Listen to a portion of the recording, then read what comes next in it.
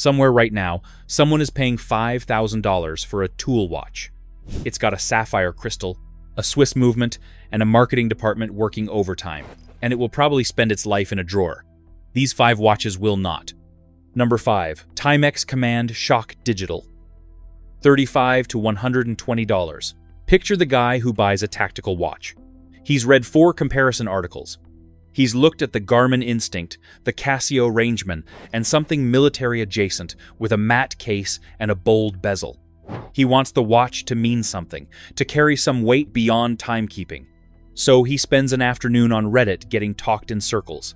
And eventually, he buys a G-Shock because that's where every comparison article ends. The Timex Command Shock doesn't show up in those articles.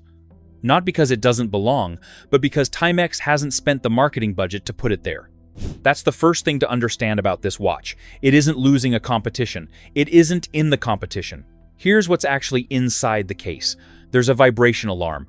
That sounds like a software feature until you hold the watch and really consider what it takes to put a small mechanical motor inside a shock-resistant resin shell and still price the whole package under $100. That motor is physically spinning. Every time the alarm fires, something inside the watch is moving. That combination typically costs triple in watches that carry a prestige name on the dial. Here, it's in a watch that most people at the office have never heard of. The strap is where Timex did something subtle that almost nobody discusses. They used a hydrated resin compound. That sounds like marketing until you compare it to a standard rubber strap after 3 or 4 years of daily wear. Regular rubber goes brittle. It dries out. Small cracks form right at the lug attachment points, where the strap bends most. The watch falls off your wrist one morning, and you never quite understand why. The Command Shock strap was engineered specifically to resist that failure mode. No press release, no launch campaign, just a strap designed to last longer than it needs to. The watch is built to ISO shock-resistant standards. That means it survived a defined program of drop tests, impact tests, and temperature cycling before it ever reached a shelf. Plenty of watches use the phrase shock-resistant, the way a shampoo uses clinically proven as atmosphere rather than fact. The Command Shock has a certification to back the claim. Nobody at Timex held a global launch event for this one. There was no influencer seating, no velvet unboxing, no editorial in any publication you've heard of. The Command Shock arrived quietly and kept ticking. That's not a metaphor. That's the product.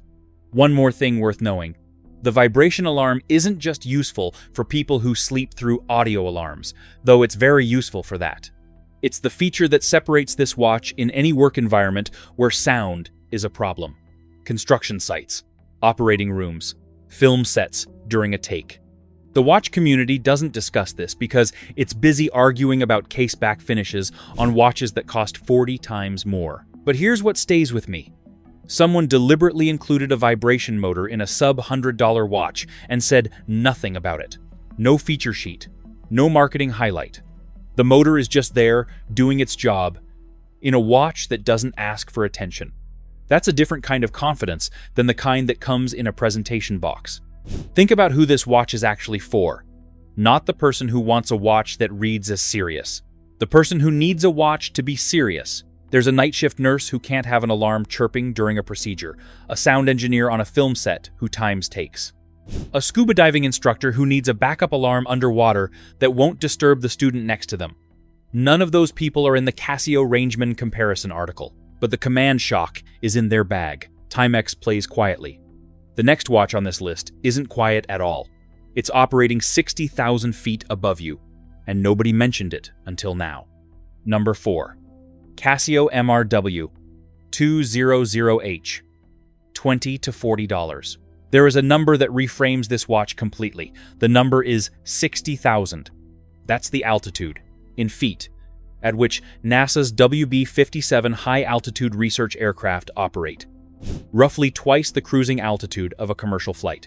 The air up there is so thin that the pilots wear full-pressure suits, the kind with a sealed helmet and a dedicated oxygen supply, a specialty garment designed to keep a human being alive in conditions where human beings have no business being. On the sleeve of one of those pressure suits, there is a watch holder. And in that holder, documented in photographs published by AOPA in 2015 and discussed extensively on Watch You Seek and Watch Crunch, sits a $20 to $40 Casio MRW 200H. Not because of a government contract, not because Casio lobbied anyone, because someone at the WB-57 program ran through the requirements and landed on the most logical answer available. The watch had to be legible. Waterproof to 100 meters. Light enough not to create drag against the pressure suit. Corrosion resistant enough to survive the temperature cycling of high-altitude flight. The outside of that aircraft is well below zero, and replaceable without a procurement form if something went wrong. The MRW 200H met every requirement. It's not a story about loyalty to a brand. It's a story about what happens when you strip a purchasing decision down to the actual requirements and stop paying for names. Now let's talk about the bezel, because this is where the watch makes its philosophical argument about durability. The MRW 200H has a bidirectional rotating bezel with no spring mechanism, no click, no detent, just friction. If you've spent any time around serious dive watches, that sounds like a design flaw. Dive watch culture has strong feelings about unidirectional bezels, about crisp clicks that confirm position, about the safety logic of a bezel that can only spin one way, so a diver can't accidentally read a shorter elapsed time than the real one and overstay their bottom time. But here's what that culture doesn't dwell on. Springs rust. Springs lose tension. Springs eventually stop producing those satisfying clicks, and when they do, a certified dive watch becomes less trustworthy than the watch that never had a spring to fail. The friction bezel has nothing to degrade. No moving parts inside it. It works until the watch itself stops, and it still works after that. Watch You Seek has decade-old MRW 200H units, posted with bezels that move exactly as they did out of the box. The dial is large, high-contrast, analog, Arabic numerals, luminous coating on the hands and indices. A 12-year-old can read this watch in the dark at arm's length, and so can a pilot managing 3 instrument panels while wearing gloves at altitude.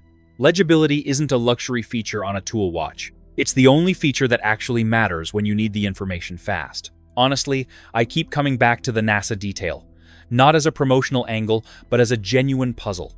The people who chose the MRW 200H for that program had access to every watch in the world. They could have specified a Luminox, a Breitling Emergency, anything with the cachet that a prestige aeronautical watch carries. They chose a $20 to $40 Casio. Because when you're running a high-altitude research program and your pilots are in pressure suits at 60,000 feet, what you want on their wrists is the watch that works, not the watch that impresses someone on the ground.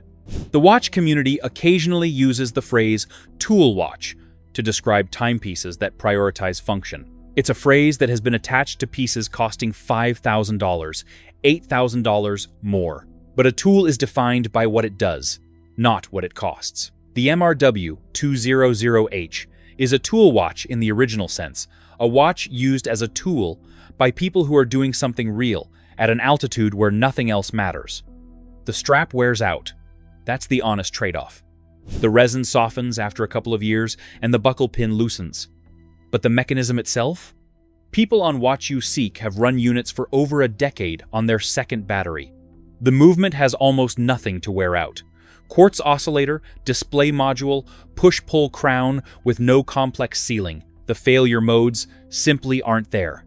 There is a man somewhere who bought one of these for a camping trip, wore it through 15 years of ordinary life, and still pulls it out of a travel bag when he doesn't want to think about what's on his wrist. It's been through water, mud, and 2 house moves. It still runs. He still doesn't think about it. That's exactly what it's supposed to do. Here's the detail that should bother every tool watch buyer more than it does. The MRW 200H is not available in most watch boutiques. It's not in the display case next to the Seiko SKX. You find it at sporting goods stores, on Amazon, at general retailers. The watch doesn't live in watch culture, and because it doesn't live there, watch culture can't evaluate it. The reviewers who would tell you it's excellent mostly haven't worn one. But in that gap between serious tool watch and disposable budget watch, it just keeps running. NASA's answer was the Casio. The next watch on this list took a different approach.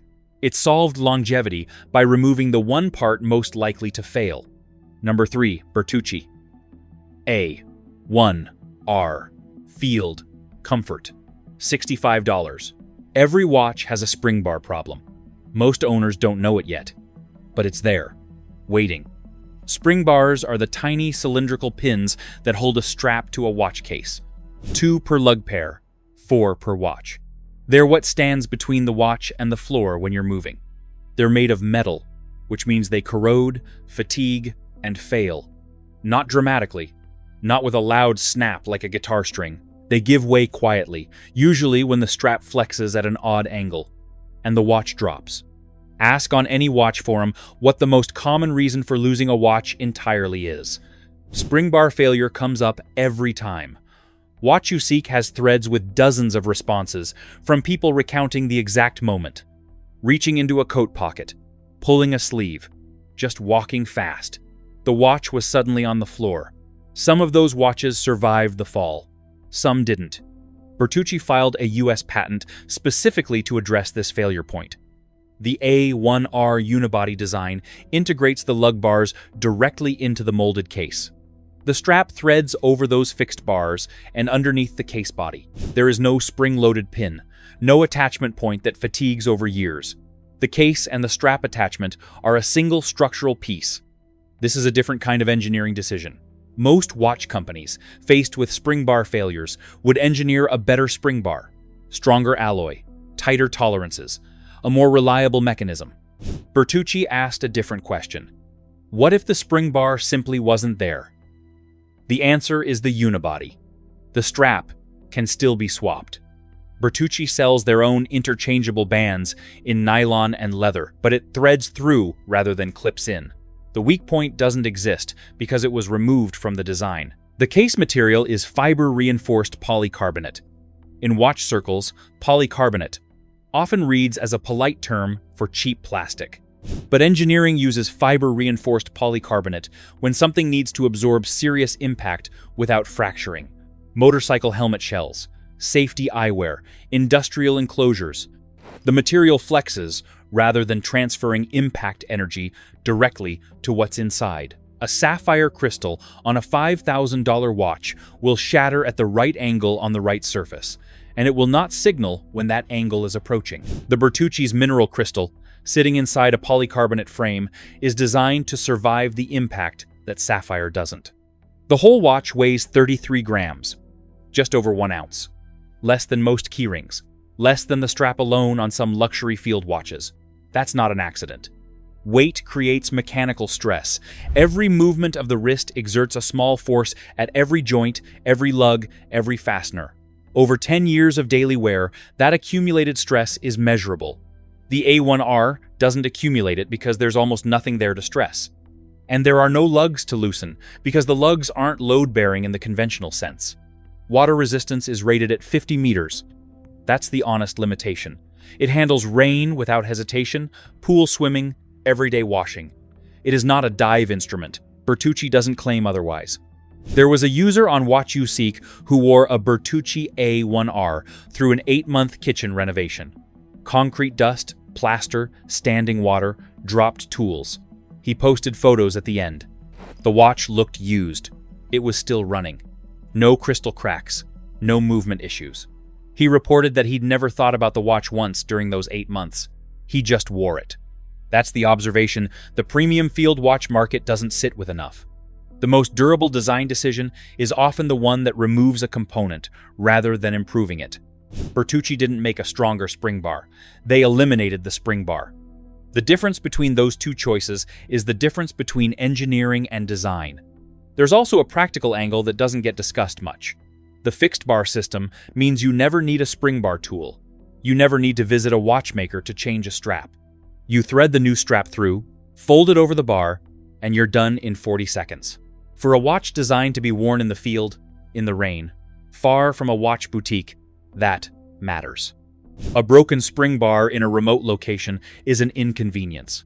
On the A1R, it's not a scenario that exists. The watch community's honest review of the A1R comes down to one consistent thread. People buy it expecting a compromise, and don't find the compromise they expected. The lume is modest. The dial design is functional rather than beautiful. It will never win a Watch of the Year award. But the thing keeps going. Forum user after forum user reports the same experience. They bought it for hard use, expecting to replace it within a year or two, and found themselves years later still wearing the same watch. Not out of loyalty, out of the absence of a reason to replace it. Bertucci solved the problem by deleting it. But the next watch is rarer. A secret from one of the world's great watch companies that they never meant for you to find. Number 2. Seiko Alba AQPJ 402, $72 to $129. Seiko built the timing systems for 7 Olympic Games. Seiko manufactures movements used in watches from brands that have never publicly admitted it. Seiko's Grand Seiko division produces pieces that rival Swiss haute horlogerie at a fraction of what Switzerland charges. They are one of the most technically capable watch companies on Earth, and they've spent decades building that reputation. Alba is what Seiko makes when the goal is pure function and the customer is Japanese. The AQPJ 402 is a Japanese domestic market product. JDM, in watch terms, means it was never intended for international retail. Seiko didn't launch it in Europe, the US, or the UK. There are no authorized dealers outside Japan. It appeared in global gray markets because collectors started reading the specification sheet and doing simple arithmetic. It has pure titanium case, crown, and bracelet, which runs approximately 40% lighter than stainless steel per unit of volume at comparable or better strength. Titanium doesn't discolor in salt water. It doesn't react to sweat or acidic skin chemistry the way steel can over years of close contact. It doesn't corrode in the way that even quality stainless steel can show signs of over a decade of daily maritime or athletic use. The movement is Seiko's VJ 53 quartz caliber, running at plus or minus 20 seconds per month, with a battery rated to approximately 3 years. The case is 38 millimeters. Water resistance is 100 meters. The watch weighs 63 grams on the titanium bracelet, noticeably lighter than any steel equivalent of similar size.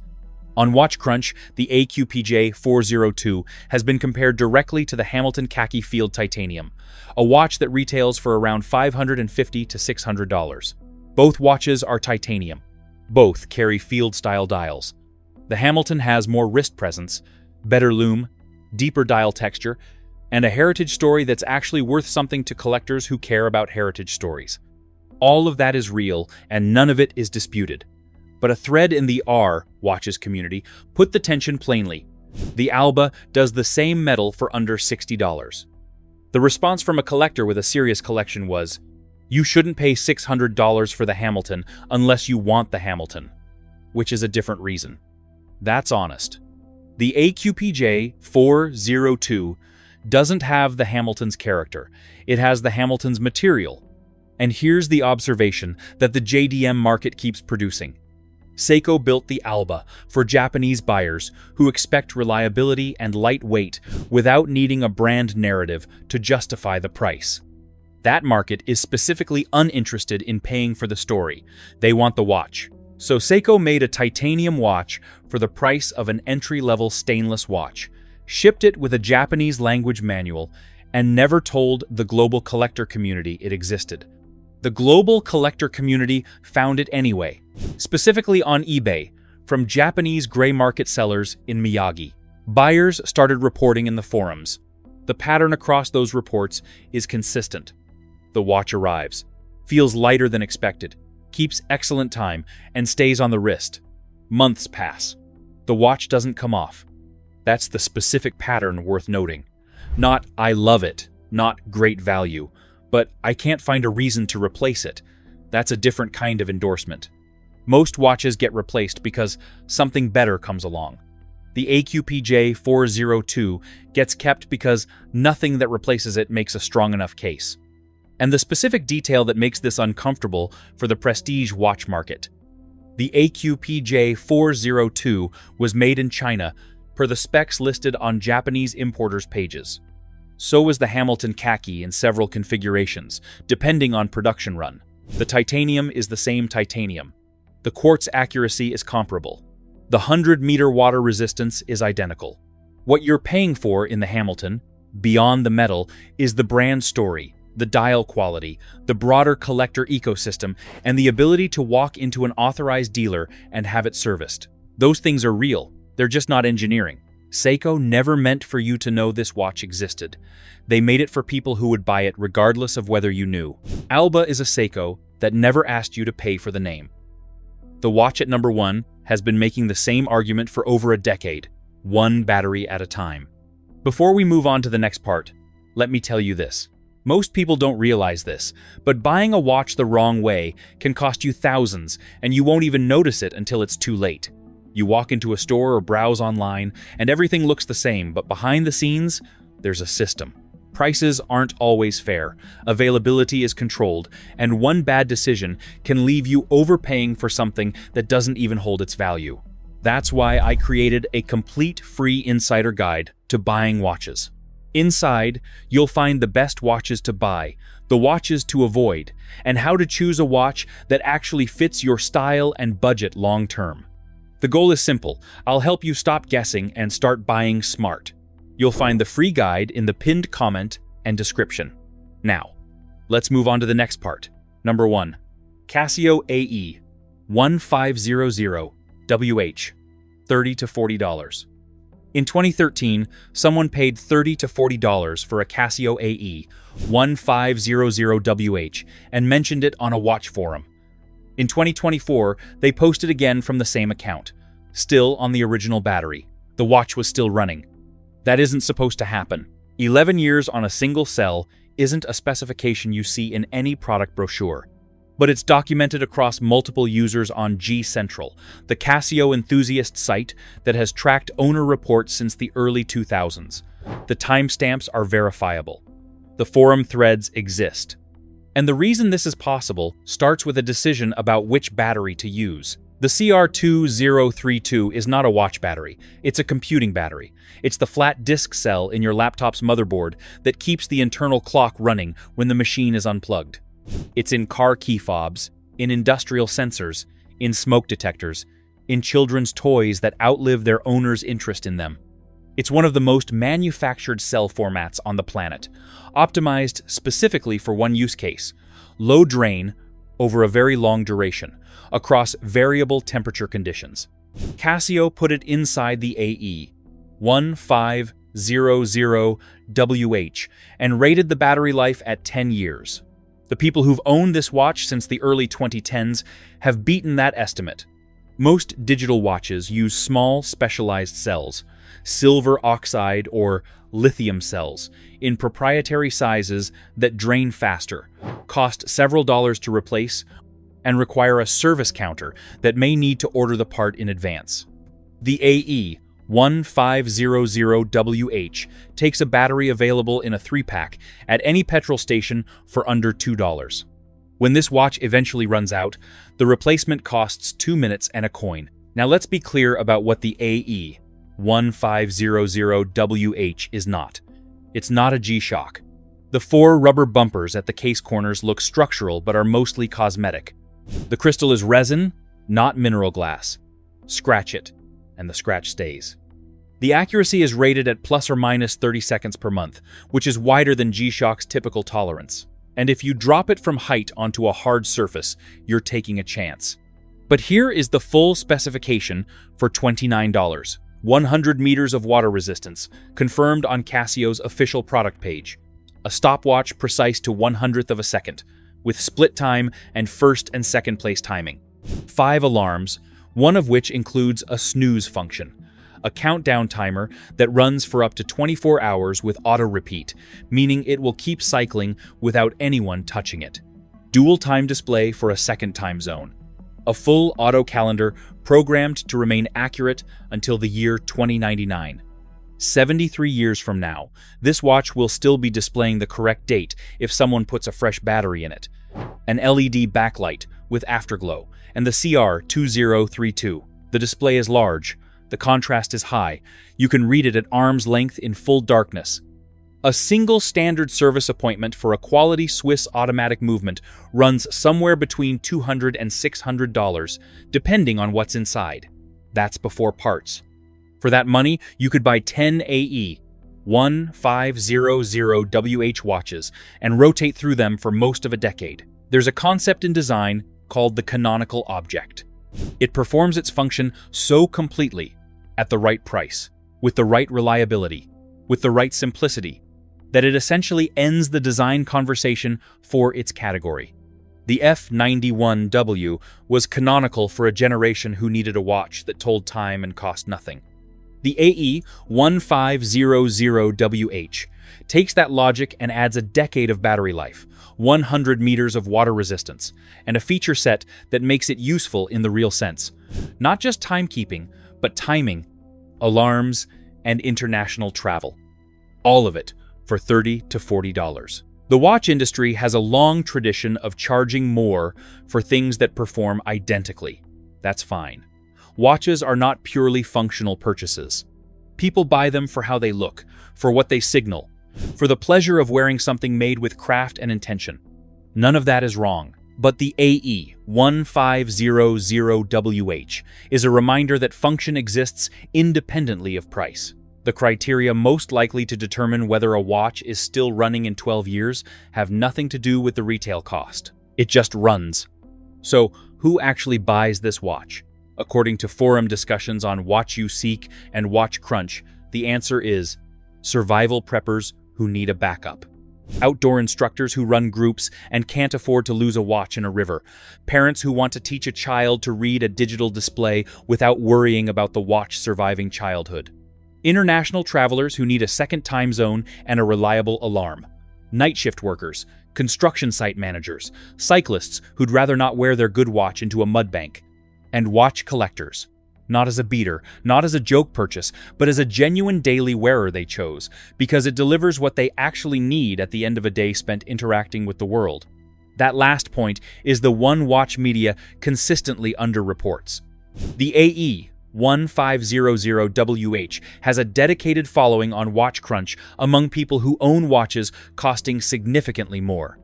Not as a curiosity or an irony purchase, as the watch they actually wear. Because at the end of it, the features are real, the legibility is real, the water resistance is real, and the battery has been running since before some of their other watches were manufactured. There's a mechanical watch argument that goes like this. The automatic movement, winding itself from the motion of your arm, is a kind of permanent relationship. The watch needs you to wear it. You need the watch to tell time. There's something to that. But the AE 1500WH makes a different argument. It doesn't need you at all. You can put it in a drawer for 3 years and pick it up and it will still be running. The calendar will be correct. The alarms will be set. It waited for you without asking for anything, and now it's ready. That's not what watch culture values. Watch culture values the movement that runs because of you. But in a practical life, the watch that doesn't need you is the more impressive engineering achievement. One day, they'll find it in a bag somewhere. It'll still be ticking. And they'll feel something complicated about a $30 to $40 watch, something that costs more expensive things can't quite produce. 5 watches. Combined price, under $400. Combined lifespan, measured in decades, not service intervals. The brands that built these watches didn't spend on exhibitions and editorial seating and hand-delivered press boxes. They spent on the part that matters, the engineering, and trusted the watch to do the rest of the talking. There's a version of watch enthusiasm that's actually about the watch. The movement that makes something work, the material choice that makes it last, the design decision that makes it readable at altitude or in a dark operating room or on the wrist of a pilot wearing gloves at 60,000 feet.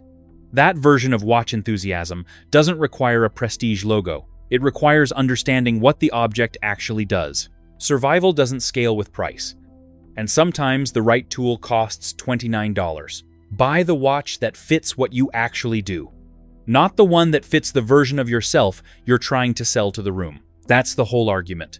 5 watches made it. What's the cheapest watch you've ever owned, and how long did you wear it? Drop the model in the comments, like this video, and subscribe. If you've ever stood at a counter, picked up a watch that costs more than a month's rent, and walked out without buying it because something didn't add up, that instinct is working correctly. I put together a guide for exactly that situation, 15 watches across 5 categories, with specific recommendations for use case, wrist size, and budget. It's in the pinned comment. Free. Download it and stop guessing.